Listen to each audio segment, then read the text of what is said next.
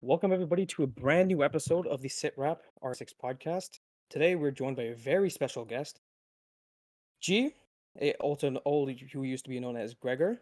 Anyway, and The joined artist by formerly known as Gregor, yeah. formerly known as Gregor, and Jess. So for today's show, we have a lot to talk about, but before we get started, two of our co-hosts will not be able to make it today as they have family and personal things to get to. So obviously it's just going to be the two of us and G here with us today. Yeah, but we have a lot to talk about with the past play day and all the news broken out. So let's start with the biggest news. As of a few hours ago, Mirage is finally dead. And thank fucking God, 'cause this Na na na na. na na na na Yeah, no. goodbye. This Not was losing a sleep over that. this was a long time coming. So I don't want to ever hear anybody say, "Oh, complaint doesn't do anything." We bitched Mirage out of the NAL. What do you mean your voice doesn't mean Basically. anything?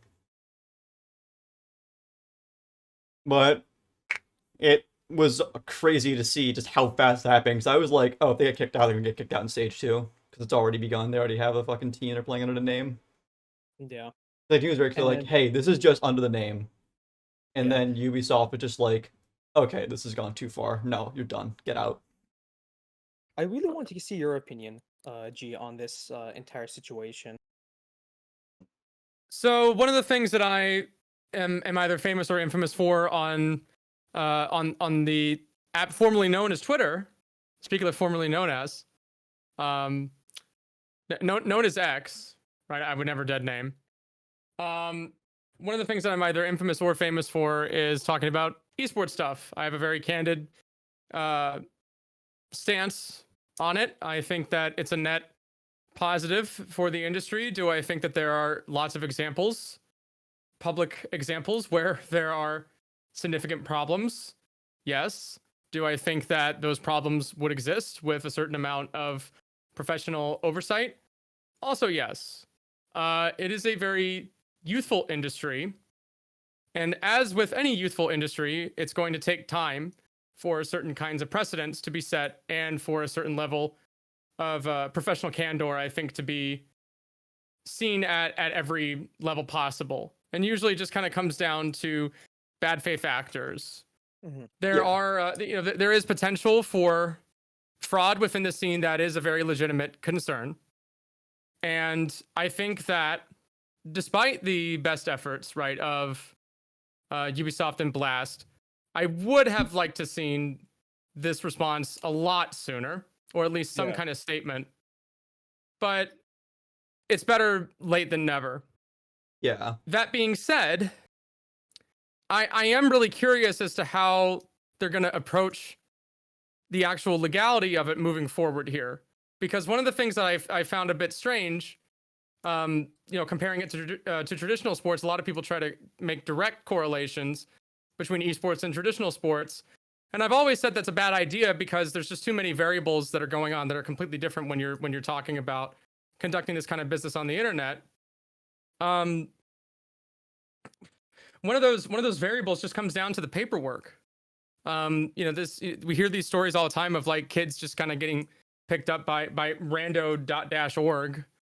And then there's situations with the payment going on, and we expect it from that. But that sort of thing should never, ever, ever, ever, never happen at the level that it did. And I am kind of curious, now that we've made this decision, if there's going to be something later down the line that says, hey, you guys need to pay your players. We need to look at this particular kind of paperwork. We're not going to let you play in the league unless we have these documents with these kinds of signatures on them. I imagine there are similar kinds of like bureaucratic, loosey-goosey sort of stuff going on in other traditional leagues. I do think if we want the if we want the industry to be taken seriously, that is something that needs to be done, or at least talked about. Yeah, basically just we need professional oversight over all the teams and everything that goes on in the league. And speaking of exploiting players, like this wasn't the first time this happened in Siege. This is the second time No. Mirage has taken it. This is the second time Mirage has taken advantage of a player. And the other team to do it was, I believe it was Parabellum that also took advantage There's of been Parabellum and NA, and then Ultoria kind of counts. last I heard, Altoria still owes like all like the CL Parabellum guys like Yeah. 30 grand or something like that. Crazy. Like the Parabellum that played at SI, and then Eminem is the EU example, Hmm. which sucks. I loved Eminem's branding. Yeah, for Yeah, sure. it's one of those situations where it's like you have to, yeah, you got to be the big dog in the room. Like you got to be able to step down on crap like that when it happens. Otherwise, people are going to realize, oh wait, there's no enforcement here, so we can just kind of, as long as we don't tell anybody, then we can kind of keep this on the DL. That's Yeah, how that's how fraud scams work, right? Yeah. It's never there's never any honesty, right? There's never any transparency.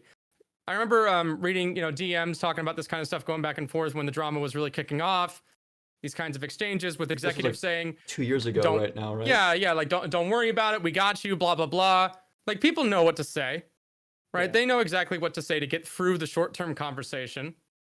It's a game to fraudsters, Yeah, and Siege needs to let it be known that the space is not a space for fraudsters. Yeah. yeah. And to add more salt into the wound, the response Mirage gave was an absolute blunder.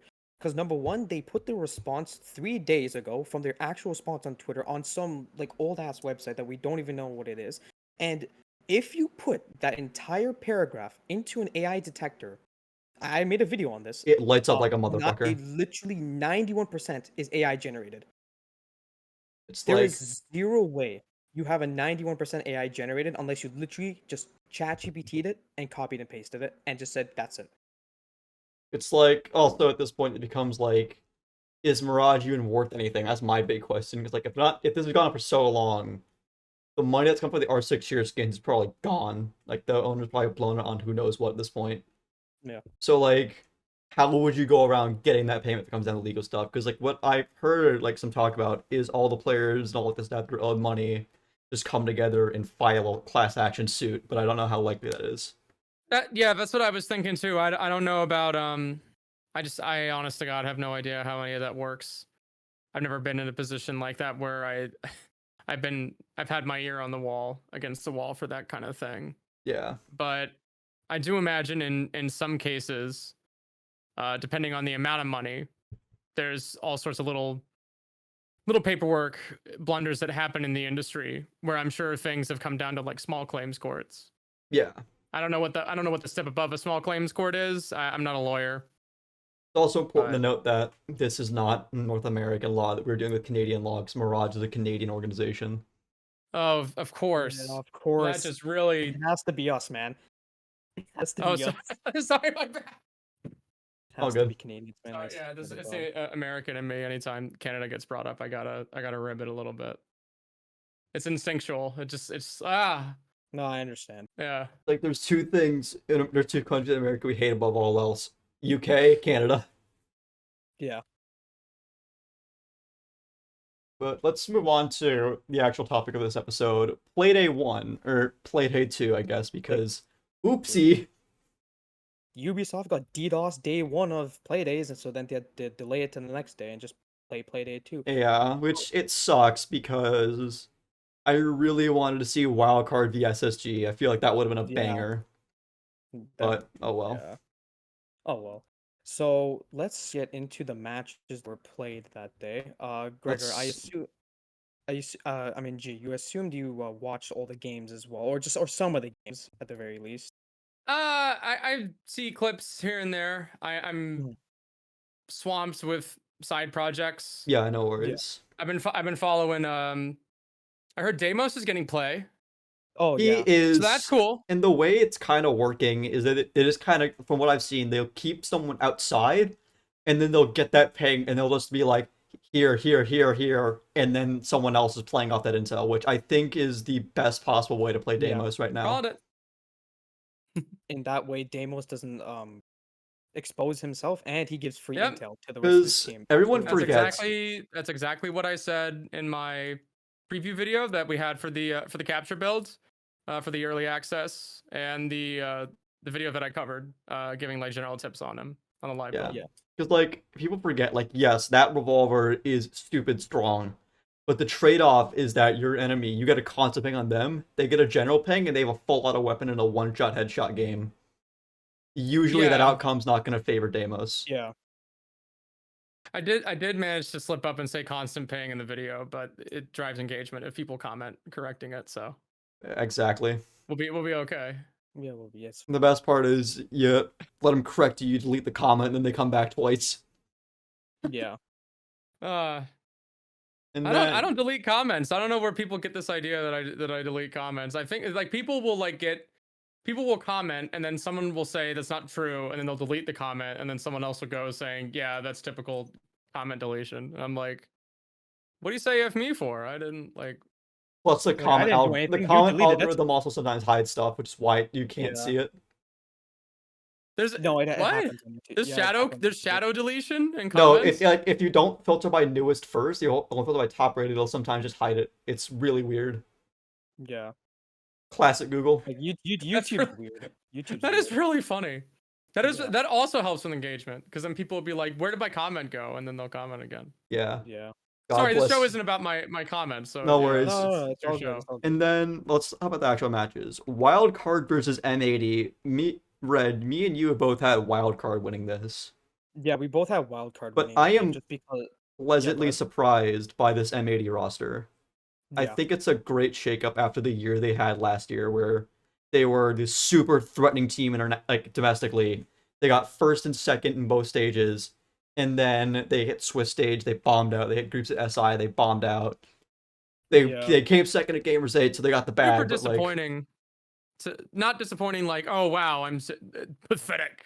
You know, it's just more like, geez, you know, because I was really hoping with that original roster they'd really kick some ass. It's like they bring in Iconic and Spoy, and I think everyone saw those names was like, oh no. Yeah. It's like, oh, what like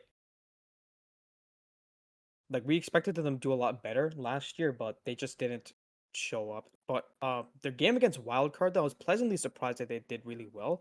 I think bringing Kino and Citizen in really did bolster their roster.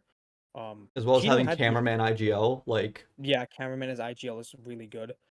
And this is actually something a lot of people have discussions over is having a roster like as diverse as M80 in NA, where you have players from like Brazil, Great Britain, Can I Sweden. I hop in on I this was gonna real say, fast? yeah, it's a conglomerate team, kind of. Yeah. I'm gonna give my hot take on it. Good.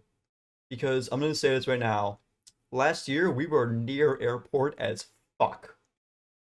So Yeah, it was pretty bad. bringing in these players internationally who have this like different experience is gonna help bolster the league and help us get better overall. Especially for M80's case with having a veteran as known as Cameraman. Oh, absolutely.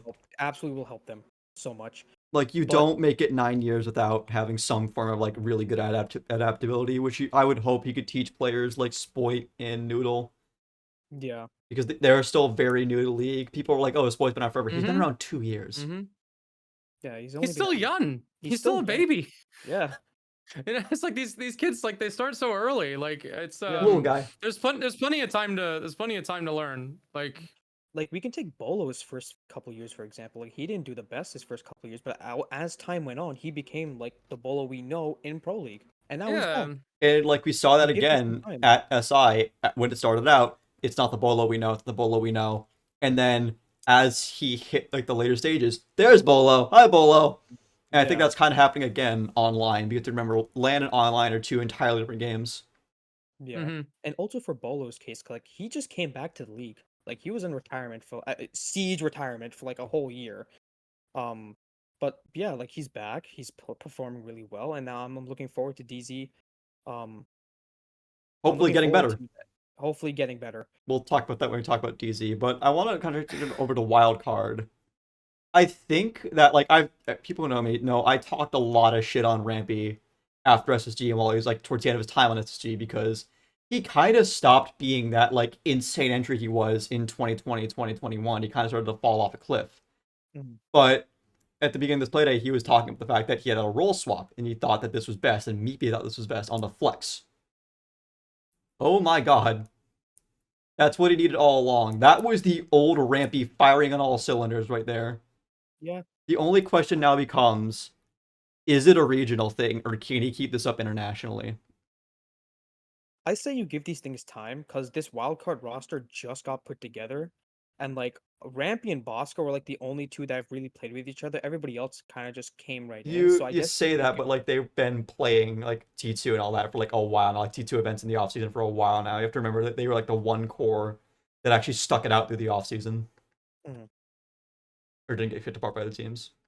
Yeah, I mean, I guess for my case for wildcard, it's just like just give them time to adjust to like 100%. the NA format. 100%. I also think that having a veteran like veterans like Meepy and Bosco kind of guiding Spiker is really good. The one thing I want them to do though is swap Vert and Spiker on entries so Spiker could be first entry.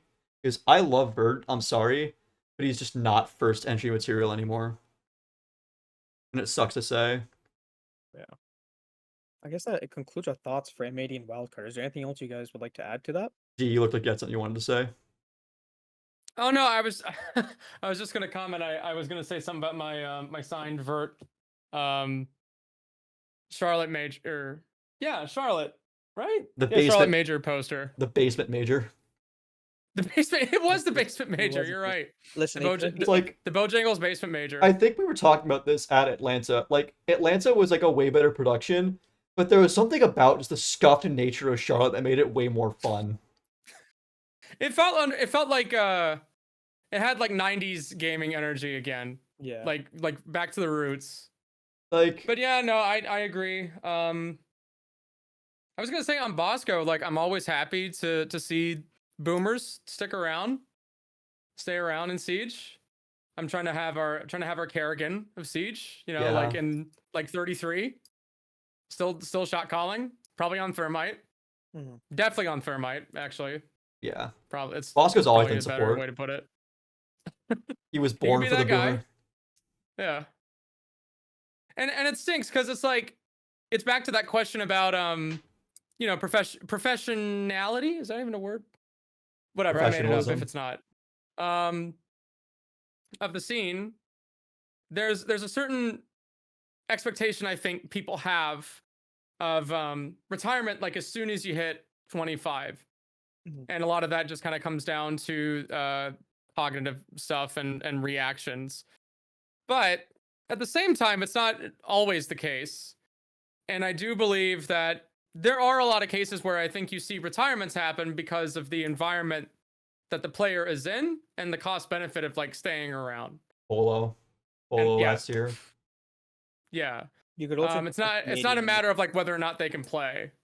Yeah. So I think, you know, the more guys, you know, kind of like creeping into their 30s that manage to stick around, I do think that is like indicative of some good health in the scene. Or like having yeah. made it all 9 years like Bosco and Canadian have.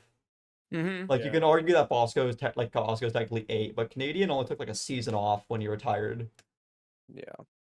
And then let's move into OXG Los. I'm gonna say it right now. Brazil versus America, I basically. really wanted to see Sexy Cake do well because he's like I feel like he was a lot of people's like first kind of like Brazilian streamer they watched. That hurt to watch because of that. Yeah. He was like 1-8, I think. He was 1-9, Ooh. and he had a 36% cost rating, which You have to remember though, the Brazilian T1 is a little bit weird because I think a lot more teams like actually trying to qualify into the proper T1. mhm. So he's just been out of it for a few years. He hasn't been able to find a good core. mean, However, speaking of go Brazil, holy shit, Diaz is still one of the best in the goddamn league. yeah, Diaz Diaz currently was always gonna he was always bound to fly, Like, I think.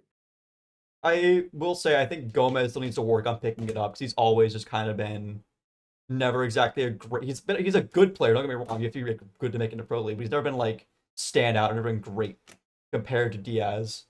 But I think that kind of works. They play as a duo, so he can kind of like slack a little bit, and then Diaz is just like, haha, star power. Also, Newers is just continuing to amaze me just how well this kid is. He's never beaten the Warden allegations, don't get me wrong, but It's like he literally, I think every round on their OXG's defense, he picked Warden. Yeah, he picked Ash and Warden He's on that just map. he's on another Let him frag. He's Well- I think he is he the most mechanically talented in NA. I can't really make a case for. I think he's got a way to. I think that he'll never like surpass Bolo by that because Bolo literally got the game changed because he was so mechanically gifted. But he's the most. I will say he's the most mechanically talented to ever play Pro League. I think he's got Yeah, better like, mechanics than Bolo, Yeah, which like a lot of people are going to consider hearsay. But Yeah, sorry, and I mean he's really good.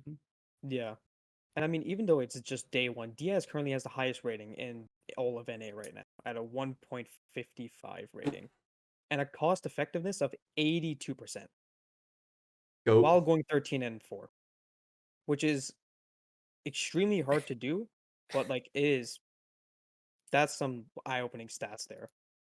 Yeah, Diaz played at another level. Like there's pro and then there's this, and it was really really fun to see. I feel like he kind of was lacking that towards the end of this time on M80, and it was kind of like what kind of being asked, like has he lost the touch? But it's clear no, he hasn't. It just wasn't working in that environment. And those maps, Diaz was playing mainly what you call it, Ace and Mira, the whole map. So Bro took that's notes from NJR. Yeah, learns from NGR. No excuses for support players, I guess. Exactly. Yeah. So moving on to the next match. This one I was really disappointed in, but it was SONIQS versus DARKZERO, and SONIQS slapped DARKZERO 7-2. And I believe it was on Clubhouse as well. Yeah. Yeah, 7-2 on Clubhouse. But you kind of have to remember that that's just kind of. I'm gonna have a little hot take here. I think that it's time to take Club out of the map pool because it's okay. Here's my reasoning. It's been in the map pool since the beginning, and at this point, there's no new innovation coming out of it. Every map of Clubhouse effectively plays the same. Yeah, Clubhouse is also known as the checklist.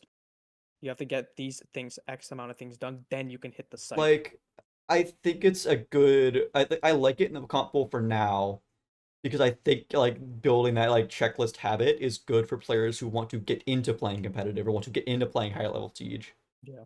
But at the top level, I think that it needs either like a slight shakeup or like a slight rework. I don't really know what you would do because it's already like basically perfect as is, and that's why it's become like the most strided map. Yeah. Like the joke in NA for competitive is that every new team is always asking Club Oregon, Club Oregon, Club Oregon.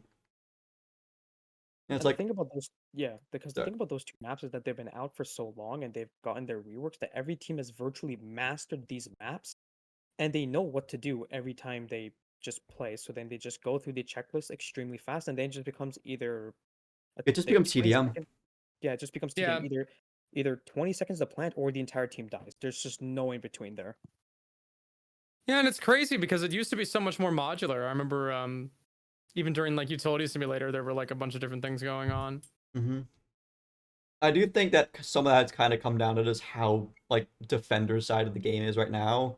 Because like especially when a zombie came out, it really started to transition to that checklist because now it's like you got to clear everything out of rafters and it just becomes a nightmare. Yeah, Garage is just a massive pain in the ass unless you do it the right way. Like I do. Sorry, you go first, Red. No, go. I do think that like it has like the most. I think that the bans affect it the most of any map in the pool right now. Because like you banned the Lamai, okay, now it's safe to play Rafters. You play the Zombie, well now it's just like suicide to play Rafters, so you have to have a guy ready to fall back. And it's just like you continue to shake it up. Just gets crazier and crazier. You ban Ibana, well like now that the hatches are fucking impossible. You ban Ram, you ban Buck. It's like the bans on Clubhouse always will alter how the map is played. And that's why I think it could stay around a little longer. Yeah. But like something's got to change in the map pool soon because this is I love Nighthaven, I love Consulate, but it's starting to get a little bit stale. I'd love to see Villa come back. Villa's a really good. I heard it. I liked seeing Villa. Yeah. I don't know why people didn't like it. I think it was just that thing where like it kind of started to get like really figured out. It kind of became sort of checklist towards the end and competitive. But Theme, I would like to see Theme come back. I was always kind of I felt it was more of a marketing thing with Theme to kind of like promote new maps because I Uh, thought Theme was like a really solid comp map. Like it was a pretty quintessential comp map in my honest opinion. I because mean, theme I don't know. challenges you with like I see it ranked a lot. Is that, like a lot of people are like scared to get in the building on theme because like there is no door. There's not a lot of doors. You Yeah, have to fucking hop Yeah. the window. It's always a risk. So I think it like teaches players to have that confidence. That's why I liked it in the comp pool because you would Yeah. see like the good theme teams were always the most confident. They were always the most fun to watch. But now we've kind of like yeah, lost that a little bit. Yeah. yeah. From Theme. a spectator point of view, I mean, I don't have a dog in the fight about competitive teams in terms of whether or not they can play on this map versus this map. I just like seeing the game, played in interesting ways. And if you're talking about trying to get new people into the game, um, some maps are really good at teaching those fundamentals. Theme, to your point, is good at teaching those fundamentals. Club, I feel like if you start to get too checklisty, there needs to be an argument made. Yeah. Yeah. But it feels like kind of trying to like roll that back with like the tweaks to Azami, Solus, Fenrir, all that coming this year. Mhm. Well, they want the characters that they have to be varied and played. Right? They don't want like 5 characters being played every single time over and over again. Yeah. And that's that's smart. But I also think there is a you do kind of have to get into the rules of statistics at a certain point, and kind of write certain pick rates off just Yeah. based off of the nature of game balancing. Ascends being a great example. There's like 3 situations where Ascends is great, and then 50 situations where they're not. Yeah. And the 3 times that they're good, it's like, oh wow, hey, this really worked. That's awesome. And then people look at that and they go, well, this character stinks. They're only used in 3 of these rounds. It's like, yeah. Like I feel like it's been attack like a lot of attack recently, like minus Grim. It's been like operators that like when the situation calls for them, they're absolutely insane and can like define a Yeah. round. But like when it's not called for the situation, they're just You play for the aggressive roam clear because you can't gather any intel right now because Solus is in the game. And then if you I'm ban so Solus, excited for that then first part of the rework next season. yeah, like Solus, you have to find a way to clear the Solus quickly if she is on the board. So then you have to get into the building like right away and then play really gunfight. It's a self-defeating problem because the defense has so much freaking intel deny, and if the defense has intel deny as an attacker, you are operating in a way that has to You're going off capitalize on instinct. what information you have at all. Like you can't let that go. And so if the incentive is higher for you to just get in the building based off of the small amount of info that you have, and because you have small info, you have to work it really efficiently. So then the defense is allowed to play aggressively, and then in order to play against that aggression, the attack also has to play aggressively. Yeah. And it's this like self-defeating thing. Yeah, I don't know. I just think they need to. I don't know why. I mean, I guess they have a 2-part thing going on there. I'm not really sure exactly what they're gonna do. I know that the first part for Yeah. Solus is that they're taking her gadget away in the prep phase, which is huge from a competitive That's exactly what they standpoint. need to do. Because I can say right now, in like competitive and scrims, if Solus is on the board, everyone's droning, setting up pre-places, all that. The second that people like if Solus is on the board, that risk is enough where the call will 95% of the time be one person go in, find the site, everyone else outside. Don't risk it. It's not worth it. Pretty much. And it sucks because It's such a pain in the butt because it like kills the gameplay loop. because now you're going with no intel and you're now effectively playing 20-second meta again. And 20-second meta sucks. Yeah. Yeah, you're playing 20-second meta without any gadgets, Yeah. which is even worse. Yeah, it's weird. Why I feel like Solus is like the most it's like the worst of the recent 4 defenders because she fundamentally shifted how the game is played. Yeah, and in Pro League, it's like for the attack, like the only thing you can really do is just like stack up on the roam clear, like Lion Doke, an entry frag or 2, wall open. Like that Lion Doke combo is just so ubiquitous anymore. Yeah. because you have to get the roam clear going. And I think that's part of the reason the Brazilian teams have been able to do so well is because they can lean into that aggressive play style really well. But it's not even really like an aggressive it's not like an aggressive, like ranked, brain dead kind of approach. They just got really good at roam clearing. coordination as a 5-man team and being able to move quickly. I kind of think it's like the same thing kind of with like how Liquid, when Lion came out, they were able to capitalize so well because they were able to just like make you all stand still, and then they would all flood in, and it's like, how do you fight that? You don't. Yeah. That's exactly that's the theory. And then another part, I had a buddy make this point. I wanted to see what you guys thought of this. He would like to see them try Outback in the competitive pool. Oh goodness. His point was that he doesn't like it, but there's no denying that the basis is there for a potential good competitive map.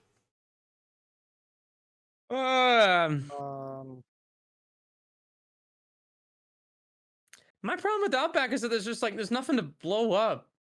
It's just, it feels like a Call of Duty map. My issue with Outback, and this is like the big issue a lot of people have, is that you can never really attack the site directly because everything is like adjacent to other crap. It's like, let's take the laundry piano site, for example. You breach into dorms, and then it's like, what door do you want to funnel through? And it's just kind of like choose your own adventure. So you always have to attack from the other side over. There is no directing the site. Yeah, I guess the main criticism you can give Outback is that it's just a map with a lot of rooms in it. Like there's no external ways to get into the site. And it's just which door do you funnel through, and it just becomes like a team deathmatch map of just like getting refrags and stuff. Yeah, that's pretty much it. Yeah, it's not a very modular map. All right. And modularity, I think, is what makes Siege work. I don't know. It's the complexity of how each map, how strats are played out, how they're set up, and that's just Outback just doesn't have that. Quite frankly, it's a really good ranked map, but for comp, I don't think it'll be entertaining to watch. I think it'll be too defaulty. Yeah, we are way off topic. I just realized we talking about DARKZERO. Here we are talking about Outback. No, all right, that's completely fine. Let's get back onto DARKZERO. I think that we're starting to see Nafe come into his own on this team. That's really good because he was the difference maker on M&M, and he's now kind of starting to be the difference maker for this team. Like, I'm pretty sure he got the first ace of the NAL. Go Nafe. Good on him. And then... And it's also good that he's bringing the EU playstyle and blood into DARKZERO as well, which is really helping the team out. They just didn't have a good day one. You can chalk that up to a lot of things, but we just have to just watch them play. It's also important to note that SONIQS picked up 2 very direct upgrades to the role players. They got Adam, who was insane in Element, and I think he played Element, I'm not 100% sure. He was just insane. He's a really good gunner.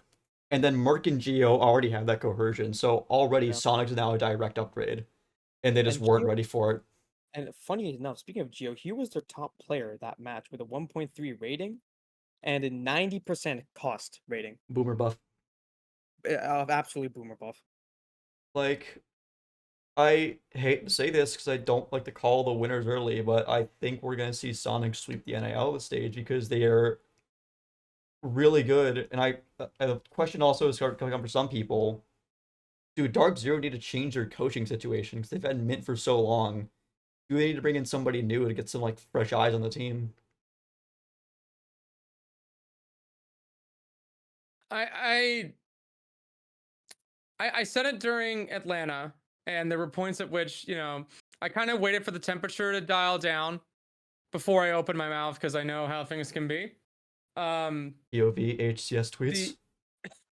The whole like, I really feel like it's kind of like watching an old American football team, like where you bring in like relatively like older staff who had some really good theory back in like the 90s or the 80s or something. Yeah. And then nobody accounts for the fact that like the fullback is not really a position that's played anymore. right? Like nobody accounts for the fact that, oh, hey, the quarterback has to like run and move now and be able to throw the ball.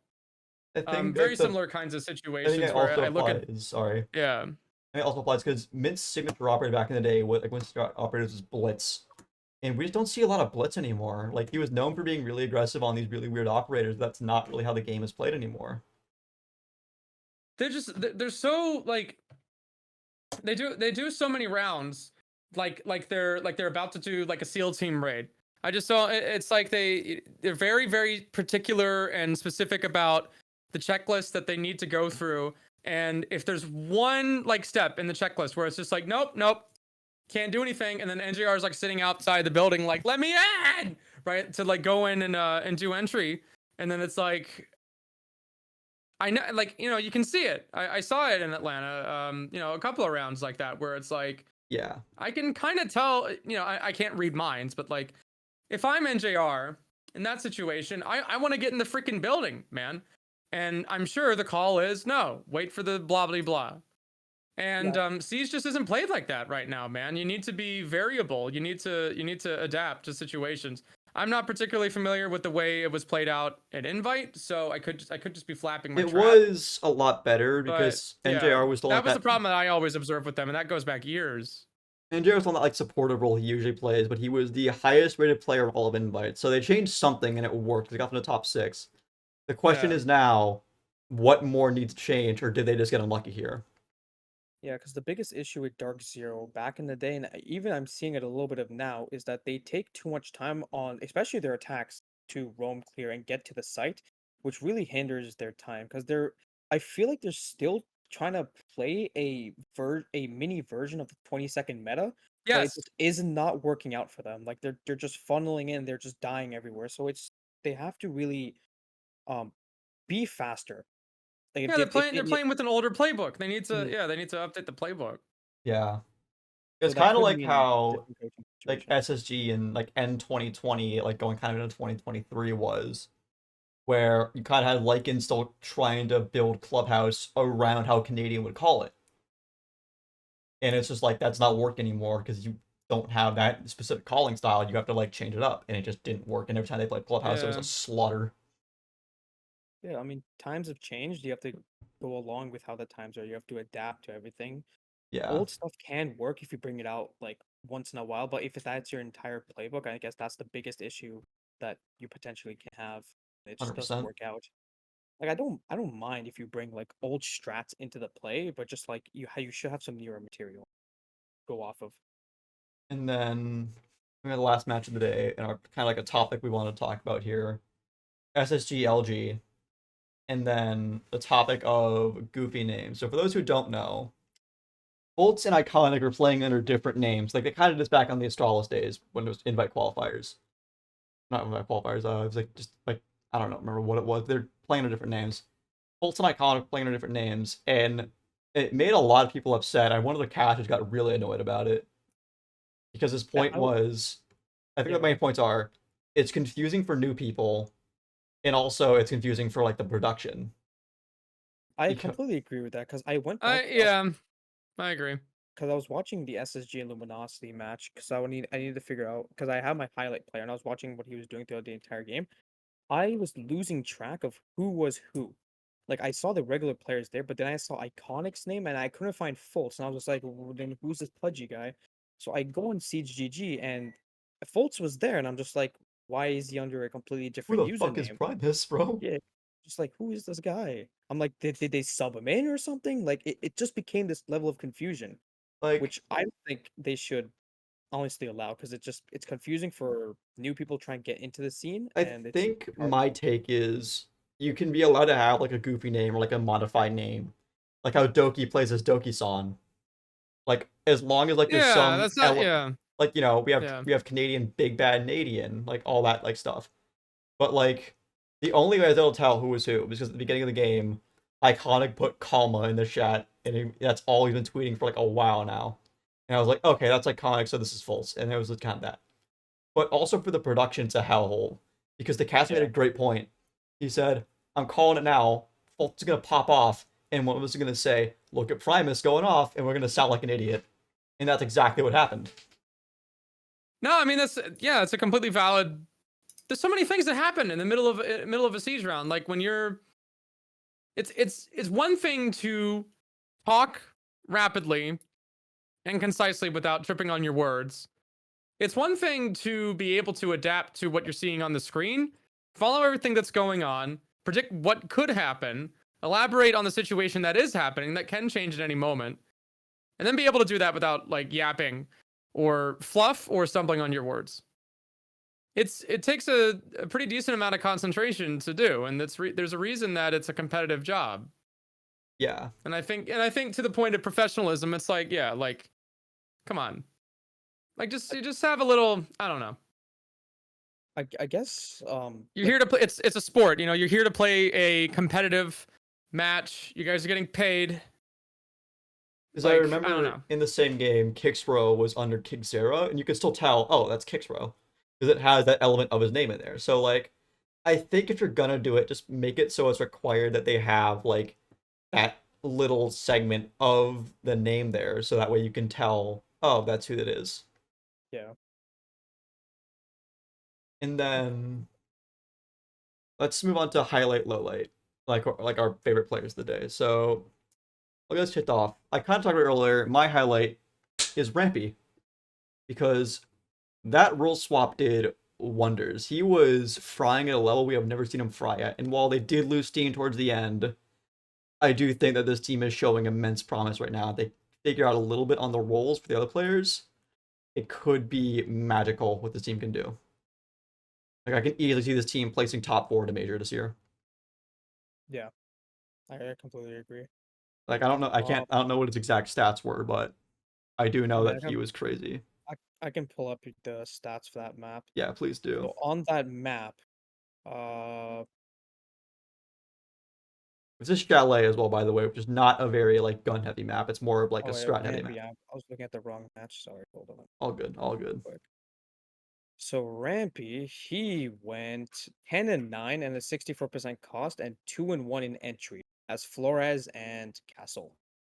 Yeah, like he's playing like flex ops, like he's not playing entry ops, and he's still he's the difference maker again. And it's really cool to see when like, especially when like Vert and Spiker weren't stepping up sometimes. He can now step up and be like, okay, I need to be the difference maker here. Let me get active.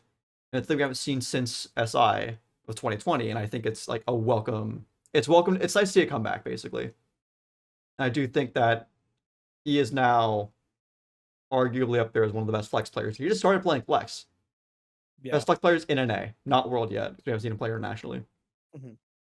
And then Red, let's hear about your guy. Okay, so mine, Ashen is my highlight player from SSG. And I mean, his first game against Luminosity, he had a 1.4 rating. He went 13-8, and his cost was 70%. And he was playing.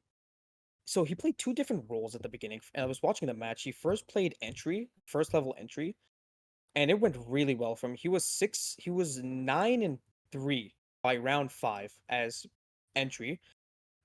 Later on, he started to slow down and he started to play a bit of like the flex. He started playing a lot of Mira and a lot of the Wamai. It's also just the role swap as well, because you have to remember when when the side swap, like you don't you don't really play entry on defense. Like there's just different roles, so that's him just kind of transitioning into that.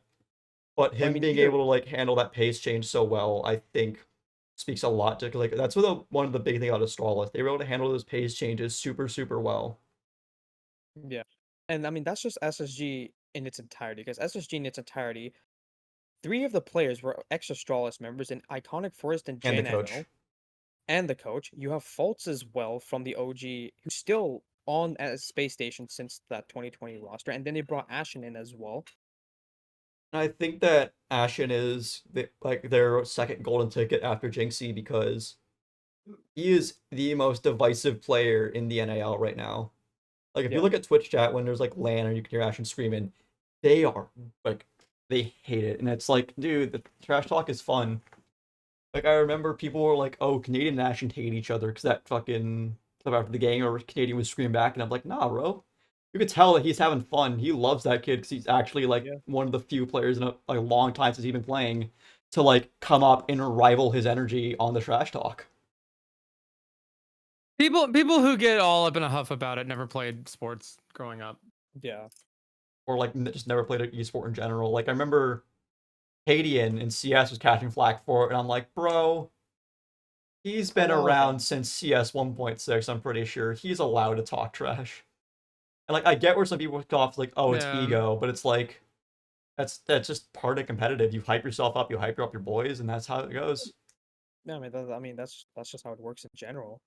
Yeah. But overall, I'm very happy to see Ashton with his performance yesterday. And I want to continue to see this kid keep playing because he has been doing really, really. He's like it's kind of like that one fucking shitpost with like we will watch your career with great interest, and that's just kind of like most of the NA community right now. And then G, do you have I a know what I'm talking about. highlight player you want to talk about or not really? Yes. Happy to see Oxygen, figuring some things out. I've been following them for a really long time. I guess it's tough to say if I'm a bigger fan of the organization than I was The roster. the Lax and Fox. Yeah, the Lax and Fox combo. That's the way it was with a lot of people. know. They weren't fans of Oxygen. They were fans of Yeah. they were reciprocity fans. I was who a followed the I was a roster. rec fan. Exactly. Yeah, and then I just kind of ended up turning out that way. But Yeah. yeah. I mean, I still like watching him play. Just keep it up. That's all I got. And did you have like a specific player you want to talk about or not really? All right. Not really. And then let's move into our like final thing I was talking about. We've had a lot of like some time with Deadly Omen now. How are we all feeling about it? I've had less time, Good. so I'll let you guys take the reins on this one. So I only had 2 days with it. I want your thoughts on it first. I'm really happy about it. I'm really happy about it because they finally it finally starts to seem like Ubisoft is like nutting up and they're doing what they got to do regardless of what the ranked dandies have to think. Acknowledging the true evil in the room. Right. Yeah. And I think that there was a period around maybe, I guess right after Shadow Legacy, where there was sort of this vibe, this general like vibe of negativity where it's like they kept slowing the game down, man, and then they ruined it. And then I miss old Siege. And remember when Siege used to be like based and really awesome because I could like spam the movement keys and manipulate my hitbox with the one-shot headshot That's an shield. argument I never got because that's those same people who were like, I miss old Siege, were the same people who would whine about people like prioritizing gunfights over the util, and it's like, which one do you miss, bro? I think people ended up liking another tweet I made that was talking about esports again. That just said it's not that people are mad, I think, necessarily at esports. I really do think like there's just a lot of examples where it's like people realized that it wasn't a niche hobby anymore and that average people were picking it up. And you got into lobbies with people that gave a crap about it, that gave a crap about the actual technicalities and the methodology and the theory of playing an FPS game at a competitive level. And so all of a sudden, live action role playing in an arcade shooter just started to just not make a lot of sense. Yeah. And I think what happened with Siege, and I'm almost done. I'm yammering a little bit. No worries. I think what ended up happening with Siege is this was released in 2015, which was about to go into a very, very tumultuous, angry kind of culture environment online, specifically with gamers, right? And I don't need to elaborate too much on it. I think most people can kind of read in, but I'm not trying to proselytize my opinions. But what ended up happening is that the game was associated with this like military tactical kind of vibe. Yeah. There wasn't a widespread practice for like microtransactions and switching up the art style and making it like really flashy and kind of like, oh, it's a video game, it's fun, right? Like you wanted to like have an interactive action movie, like an interactive like SWAT TV show, and that's not what ended up happening because it was the one picture that I put up. I think that you liked, Thrill, The one where it's like the guys that are like stacked up on top of the banister or whatever on house. Yeah.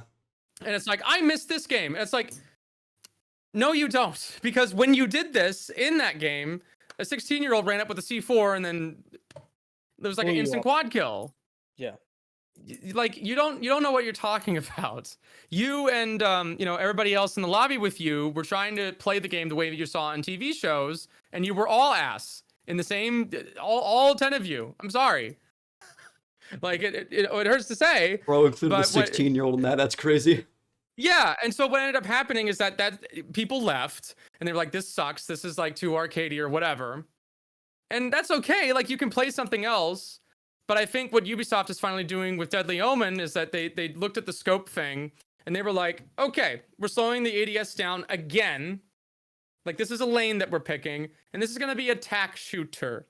Tac shooter. It has an esports component. That's okay. That's allowed. It's our esports tactical shooter. Does it have certain kinds of like mechanical liberties because it's not made exclusively for people over the age of 30? Yes. Yes, and that's okay. That's allowed. We can double dip, okay? It's possible to walk and chew bubblegum at the same time. Like, we can make a game that, like, younger people can kind of get behind, and also it can kind of be a dad shooter. And I think that's okay. I'm really happy about Deadly Omen. Yeah. The big thing for me has just been the fact that it's back to ACOGs only, and it just kind of feels like the game I fell in love with again. Like, after Shadow Legacy, I think one of my friends made a great point about this. It felt like the addition to the 1.5 reduced my skill level because I came kind of reliant on it. And I wouldn't really pick operators that didn't have it. I crutched it. I don't care. Like, yeah, I didn't care. Like, they kind of shifted the meta where, like, it forced you to crutch the 1.5 because if you weren't, you just weren't going to win a gunfight because it was the best sight for every situation. Yeah. And now it's just kind of, like, reverted back into there's now ups and downsides to every site, and you kind of see it with, like, thickening and, like changing the reticles around. They want you to think about what you're bringing. Especially with that, like, yeah, like, they're kind of like, people complain, it's like the COD gunsmith now. This is good. I want to see diversity in attachments and not what gives best recoil. Because now it's like you can craft your gun for your specific and that plays into like the power fantasy, like the cop movie kind of vibe. It's like these are people that are training for a job. They're doing a simulation, right? A simulated exercise, and they're mix and matching and figuring out what's working and what's not. Yeah. And that kind of like plays into the, that plays into the vibe a little bit. I think. I know that Pizza Mozzie is still around, and I don't think like some people are just never. It's like the way I said it is just like it's no longer. Not every game is a milsim anymore. The milsim aesthetic isn't popular with the broad consumer anymore. Yeah, it's not in our like we got old. Like we got old. Like I'm sorry. It happens. Like trends come and go. Yeah. Like I mean you and I played COD. Like Modern Warfare 3, like I kind of had a moment, like a light bulb kind of moment where I was just sort of like, why does this feel so off? I'm playing on all the old maps and like the movement's kind of there, and it's like everybody has like blue laser beamed like Destiny 2 guns, and there's like a glowy ghost guy. I'm getting swung by Nicki Minaj, bro. Yeah, Nicki Minaj, Homelander, laser beams, Nicki Minaj, and I'm just like I'm too old for this. I think I'm just this is not for me. They've Fortnite-ified the entire. I do think it's like really cool they're leading into that, and they're like not really like listening to those people that are like, we want the old thing back, and they're like kind of like leading more and more into the more Fortnite side of the collabs, and like because like they just bought in Warhammer, and I think that's super cool. That's cool. Yeah, I want the artists to have fun, like working on the crap, because then they don't hate their job, and it's good for everybody involved. I think like the big thing for Siege was back in year 4. When Rainbow's Magic first dropped, and there was like a war on Twitter and Reddit between the people who wanted the old art style, like the cool tactical art style, and people who just wanted to run around and have fun. And I had a classmate who was like that, who like really liked the Milsim stuff, and I was just like, but it's a game. It's not a Milsim. Just have fun. I think that's why they brought in Sunstark when they did. Yeah. Because she worked on so many character designs that were like, and I talked to her. I remember meeting her at Invite, and I was like, it reminds me a lot of like the old like spy an action movie flicks that I watched, like Tom Clancy stuff growing up, and she's like, yeah, I grew up with that kind of stuff too. And I was like, okay, I'm starting to figure it out. And I really appreciated her coming onto the scene with the team at the time that she did, because I think if there wasn't like a concerted effort to get in a couple of like, let's just give a character like a crap ton of super tactical out with the carrier rig and the nods helmet, right? Like, let's have a couple of those, and we can have a couple of kind of more Leading ones. creative, Like creative yeah, and goofy ones. yeah. But try to remember that it's still like operator stuff. Yeah. And I think that's what Deadly Omen was like really. In year 8, they kind of made a concerted effort to say we're gonna do this, and in some parts I felt it, some parts I didn't. But in year 9, I think this is the first time I'm seriously looking at it and going, okay, so now we're committed. We're committed to the bit, and that's good. Yeah, that's good. I'm happy about it. Like, I feel like there's a path and there's a vision. the issue with that as well is that like at some point you're gonna run out of ideas. You just keep like trying to do like strictly operator stuff, and like why they're like changing up a little bit, because every operator has to be identifiable at a glance. Yes. So it's just that's becomes the main issue. People are like, oh, I hate the design. It's like, I agree. It like yeah, like I think RAM is a great example of this, because RAM, like, people were like, oh my god, it's finally an operator model after like the actual branch of thing they're coming from. Whoa, and I'm like, yeah, that's because it was unique enough that they could actually get away with it. Well, that's why they gave her the nods, right? That was yeah, distinct like visual elements, and that's like like visual design 101. And yeah, I think if they just keep leaning into stuff like that, there's tons of stuff out there. You can just get creative with it. Get creative with the color scheme. Get creative with the helmets and the headgear and whatnot. All the SAS guys, like, they're wearing like 1970s era suits. Like, they don't that all that gear is out of date by like a country mile. But like it's what people associate with it, because we've all seen those like move out the siege and all that. Exactly. And I think that's why we're only going to see like 2 completely brand new operators, because they don't want to bring quantity of the operators, but they want to bring quality. They want to bring an operator that'll change the game and meta enough to the points where it's worth bringing them. And I think I really like this approach, because the problem with bringing 4 operators, it also lets them like give a little bit of TLC to the it was too much work. It was too much work, and we had the issue of power creep. Yes. There were a lot of operators that are very similar to each other, both on attack and defense, that we were getting. So I think splitting it up, reworking old operators, definitely like Blackbeard and Recruit, and bringing 2 brand new operators into the mix will definitely it'll be good enough, from my point of view. Even this also brings into my point on maps as well, because I don't mind if they don't make new maps. What's the point in making a new map? The community all bans it anyways. Yeah, because the problem is that a lot of people refuse to learn the new maps, and then they start to complain, oh, why are there no new maps? It's like, no, there are new maps, you're just refusing to even take the time to learn it. And I think gamers are dumb. I think the best example of that would be yeah, I think the best example of that though would be what's it called? Nighthaven, exactly.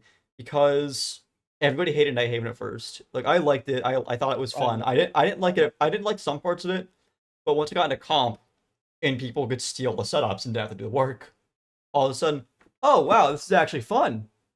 Oh, it's almost like the community doesn't do any of the work. Put Emerald Plains in comp. I don't know about that one. I don't know about that one. I do think Emerald is fun though. I do think Emerald has a lot of fun going for it. I like Emerald. Emerald's a good. Every time I play it, my rank stack it's like no, and then as soon as it gets no, and then the whole stack, everybody's freaking out. I like it. It's I don't know. Like, I like Lair. The only thing I don't like is that they kind of try to go for that anti-spawn peak design again, and it kind of bit itself in the ass with that. Lair is weird. I like some of the internals. I think someone put it best. Lair doesn't feel like a map. You're like 3 separate maps stacked on top of each other. That's a good way to put it. I wasn't sure what the vibe I had was. Because, like, the top floor I like a lot. The middle floor I'm like, and the bottom floor I'm like, I hate everything about this. Yeah, why are there 5 million random corners? Why is this a Valorant map? Yeah, I don't know. Yeah, basement's weird, but over, from my opinion, like overall, I really like Lair.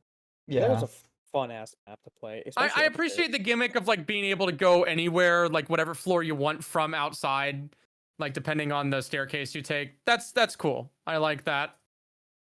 I don't care if it's a gimmick. Like do the gimmicks, man. If you make a new map, have a gimmick.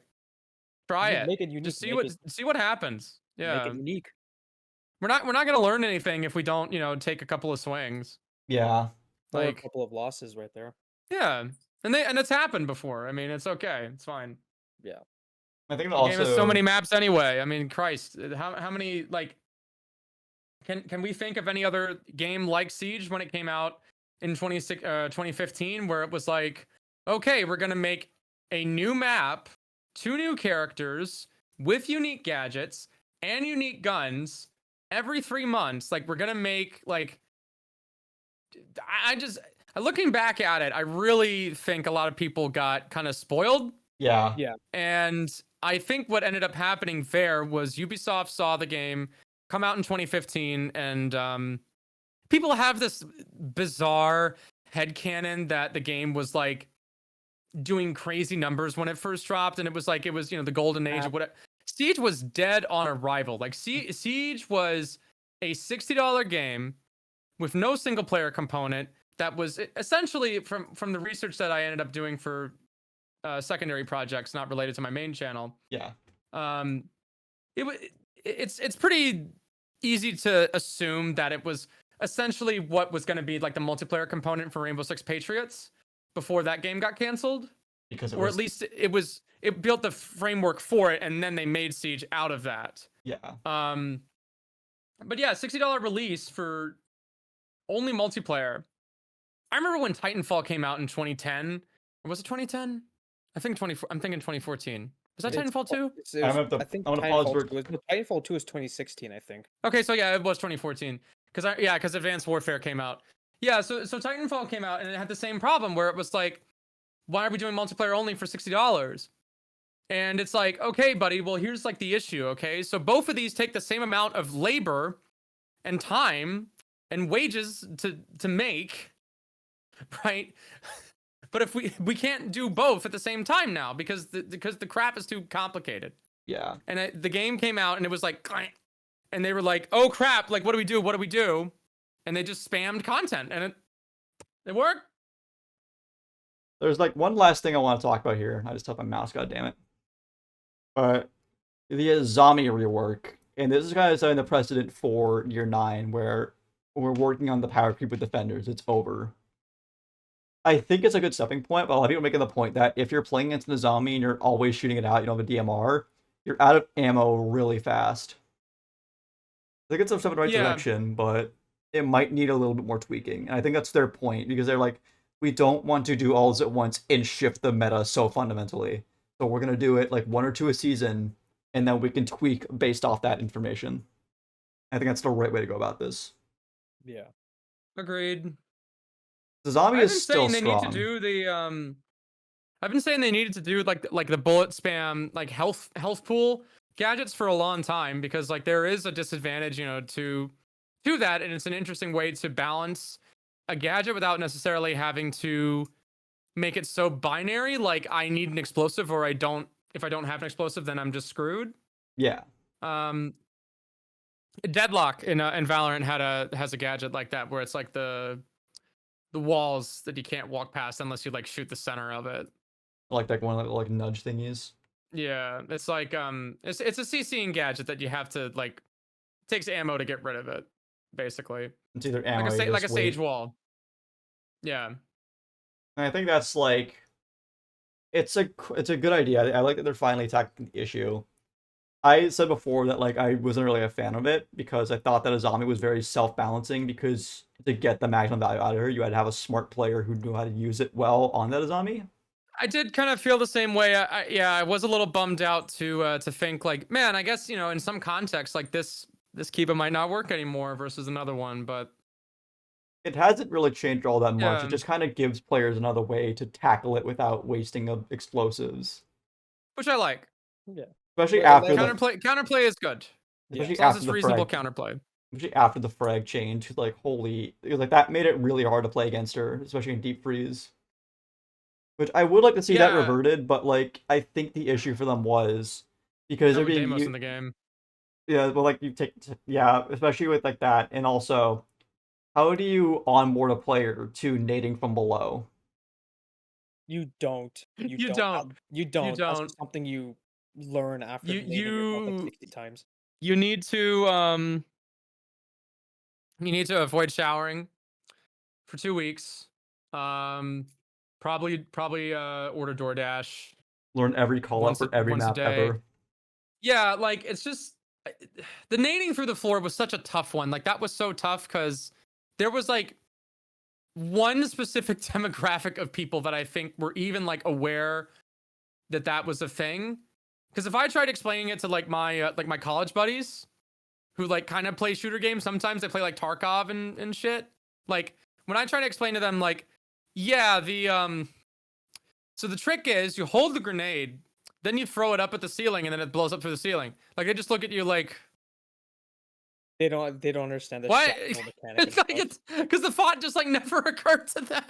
You know, I think like that's it's like and I and it's totally reasonable. It's totally reasonable to feel that way. Like mean that just yeah. blends to the complexity of Siege in its entirety. Because like these things, we're only we've been using for like some and the devs only now came to nerf it. But I mean, to be honest, the nades I didn't really use nades before, and I don't really use them that much. I just use like flat. I did, but I was when nading from below. The way I would use them was kind of dependent. If I was like trying to clear, if I'm trying to roam clear and I knew someone was in a corner, I would toss a nade into that corner, like just uncooked, and now that gives them a choice. You can either take that 50-50 with me, or you can just sit there and die. And There were situations where it was appropriate to go for an uncooked nade before. and now it just like I do feel like that's like Yeah. the one big loss is that we kind of lose that strategic value. But like, how do you like counter nade from below without just like making it don't. so like you can't like the shrapnel can't penetrate walls? Yeah, no, you don't, and that's one of the biggest issues why they nerfed it. Was because in Pro League you'd have teams running like 6 to 8 nades a team, and they were just It was pulling it. bad. It was Yeah. really, really bad. Also, And I think that's another kind of like downfall of like the effective yellow pinging on cams. yeah, Like Agreed. my take on that is that like in ranked, it's fine, go for it, because like not many people know about like how to like properly use it.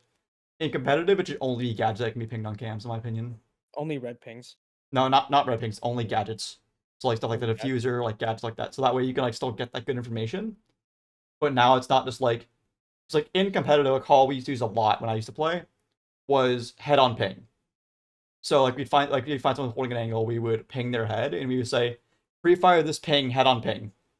And that was immediately like, okay, that's now that's not a 90-10, that's a 100-0. Mm-hmm. And it's just like because it creates that like fucking unfair skill gap. So like I think that taking it out in competitive would be good because it would actually reward good comms again. I think keeping it in ranked is also good because now you're like have a way to tell players who aren't like super good with comms who always like communicate with their teammates. Like, and it still can be useful. Like if you can see like someone like through like a mirror or something, you can't shoot them because it's like full reinforced. If you can't shoot them, you can still like ping them and be like, "Yo, head on ping, pre-fire," and it's fair because that way you have like an actual like direct line of sight. You just can't do anything. But like the whole like yellow ping on drones, I think Peng used it at best when it first came out. On ping went from a meme to the best call out in the game overnight. Yeah, pretty much. And so like I think it's a necessary evil for literacy and not keeping making the game Darwinian, but it needs to go in competitive.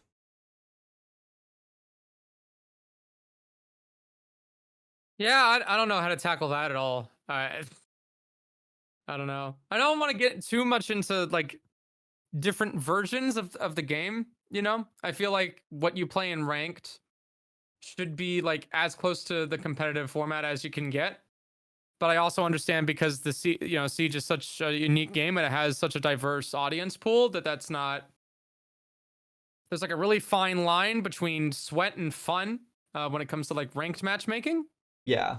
So I don't know. As well as that, it's like It was like the competitive Siege game can go on for like anywhere from 20 minutes to an hour. And a lot of people just don't want to put that time in. It's Yeah, and why, Counter Strike's that way. I mean, like Counter Strike, you can have games that last 2 hours. yeah. You know, League of Legends, you can have games that last 2 hours. And I think that's why like Siege is like a Yeah. really good console shooter as well, because like the ranked matchmaking is fast enough, or like if you just have a little bit of time before bed, you can hop on, play like 3 or 4 games, hop off. Yeah, it contributes to the longevity for sure. I think they well actually that's why they got the little like tournament mode they're adding, right? Yeah, Yeah, but like Sitrep. Yeah. we don't know if So that's there you gonna go. follow the actual rulebook of Blast, or if it's gonna follow the ranked rulebook though, which is like I think it's probably gonna follow the rulebook of Blast, but I don't know for It sure. should, in my opinion, it should. It probably Yeah, will. It's yeah. I think it's like they want this to be like the Go 4, but like keep it in like the game client, like how Valorant has Premiere. Yeah, I know console also has like Go for tournaments every weekend, so like adding Siege Cup to PC is something that might PC go does well. have Go 4, just not as popularized as it is on console. Yeah. Because like the way I always say it whenever like a console kid's like, "Where's your face it?" I'm like, our competitive scene wasn't abandoned, which is fucked, but you know, the truth. Yeah. It's how it goes. It's shitty. It is what it is. Like I do think that they're especially now with like Microsoft making it so you can't use Cronus or like Zen or like Zims on Xbox anymore. I do think there's a possibility it could come back, Mm-hmm. but I don't I think agree. it's gonna be soon, sadly. Yeah, we discussed this extensively on our last episode. We said that it would be good to bring it back, but logistically, having all the like, especially gonna have them have it online. You have to make sure all players have their hand cams there, making sure they're not using keyboard and mouse, making sure they're not cheating. Cheating is one of the biggest issues. Um, even I mean, I'm not gonna. This is a wild example, but recently in the MENA region, a team has been disqualified because they had a cheater.